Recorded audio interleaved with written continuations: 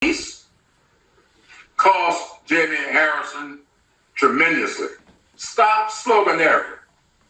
And let's go about the business of representing people and building hopes and aspirations for people. Negro Jim Clyburn spouted that garbage 5 years ago, and as the white media never tires of reminding us, he's the highest-ranking black politician in America, which is basically the same as being the head janitor at a sewage treatment plant.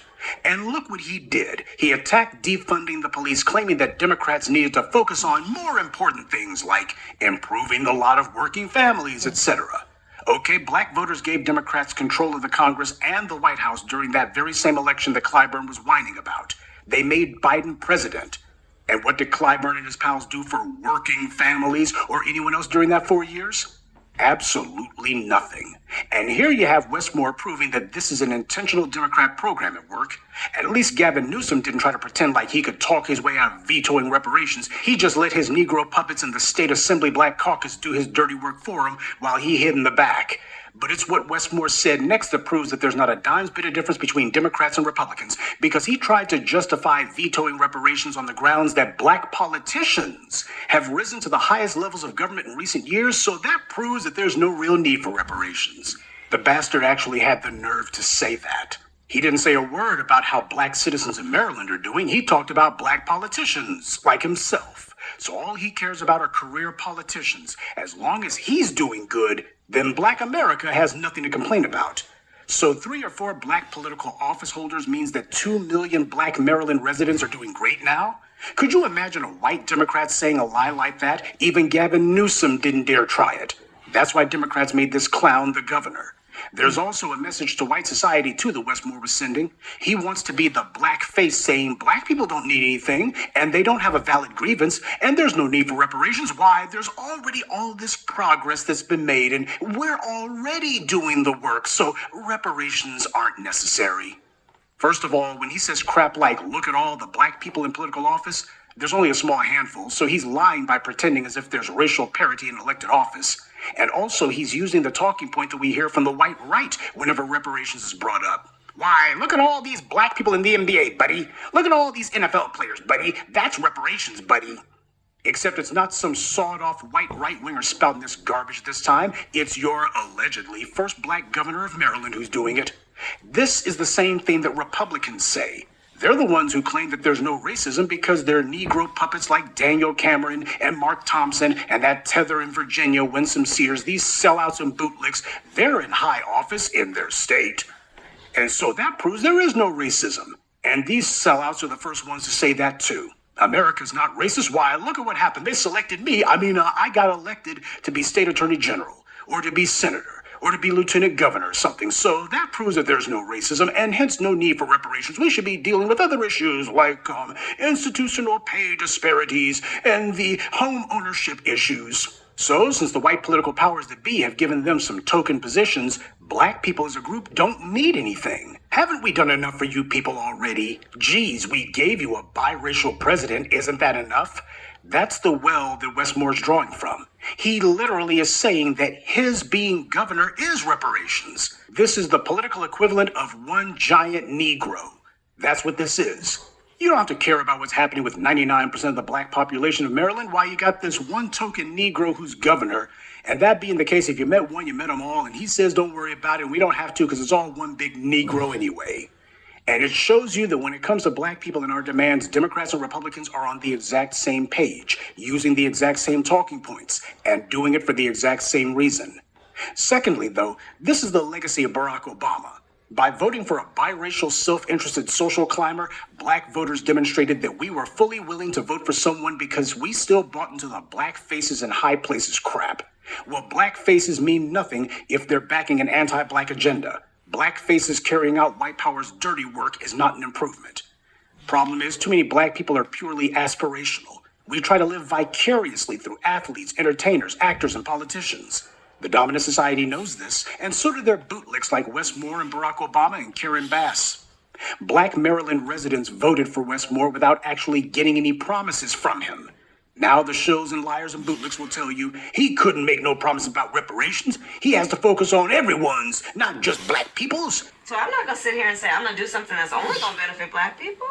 No, because whatever benefits that black family will benefit that community and society as a whole in the country. Right? Reparations ain't politically popular. Well, I showed you that the Maryland state legislature already had a vote on whether or not to study it, and it was overwhelmingly popular. And then Governor Moore tried to sprinkle sugar on crap by claiming that black misleaders like himself have been uplifting black families and addressing racial disparities. His having a government job does nothing for poverty in Baltimore. It doesn't address the massive housing crisis that black Maryland residents have been enduring. And yet he's telling black people in Maryland they should just be content to bask in the glow of him being governor. That doesn't pay anyone's bills. And as long as he's getting what he wants, well, I guess it doesn't matter. This scumbag thinks that he's going to become president in 2028. That's what this is. You can tell when you got some sorry Negro who thinks that he's teeing up some would-be presidential campaign. First order of business, tell everybody I'm not on black people's side. That's why I keep reminding you about Barack Obama's debut party, the 2004 Democratic National Convention. That was the first time that most of America was introduced to the young senatorial candidate from Illinois. Because that's the place where he stood in front of the whole doggone world and said, there is no black America, there is no white America, only the United States of America. There is not a black America and a white America and Latino America and Asian America. There's the United States of America. Yeah, all of these black bootlicks and suck-ups in politics, they know exactly what the dominant society wants to hear. And that's how you tell everybody, I'm trying to appeal to a non-black audience. You tell them, I'm not even looking at this racial thing. Race, well, I don't really see race. Reparations, we don't need that. We're already doing the work.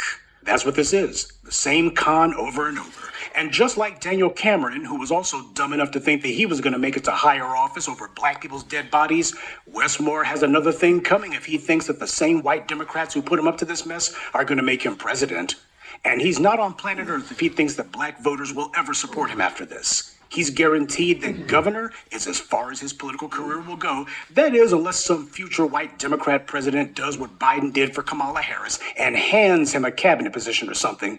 But if he tries to run for anything in his own right, his political chances are already DOA.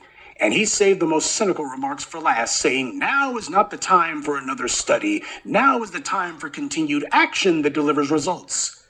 The damned insult. That's a complete and thorough contradiction. If there was continued action, nobody would be talking about a study. Of course, he knows that black poverty, black unemployment, and every other relevant metric for the black community has only gotten worse, not better.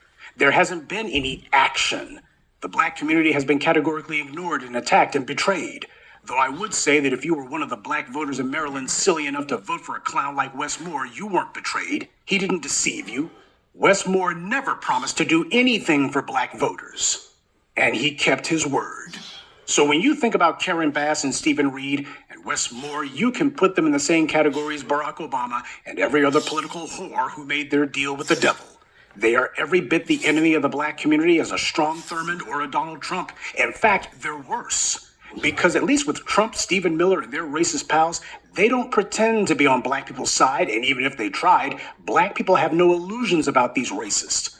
As the black media, we've been telling you for nearly 20 years that the most vicious lies about us, the most belligerent opposition and attacks that we would face would come from Democrats, not Republicans. And that the main ones who the Democrats would put out front to attack us would be these black sock puppets. Remember, the attack on woke didn't start with the white right. It started with Barack Obama when he was attacking protesters against police violence. Woke was the term that those people were using. It had made it into the white media, and Barack Obama was the first one to come out against it.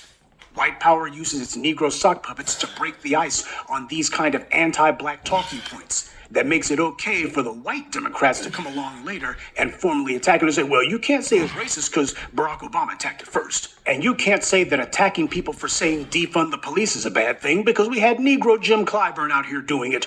And you can't say that attacking even a study on reparations is anti-black racism because look who we had. Wes Moore says it's not necessary. He says we're already doing the work.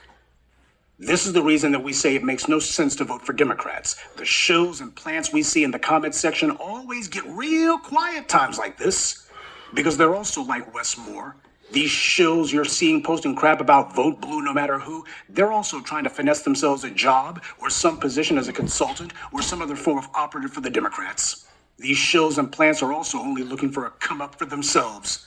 The white media has falsely claimed that black activists, I mean the real ones, not phony sock puppets like DeRay McKesson, the white media says that we are radical extremists, merely for demanding common sense policies that would improve things.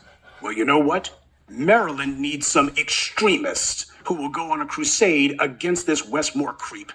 There must be a one-to-one correlation between liars who stand in the way of our interest and the political downfall that follows. The white media puts false labels on people and movements in order to try to program the public to be opposed to them or to be in favor of them, whatever the white media and its rich white owners want.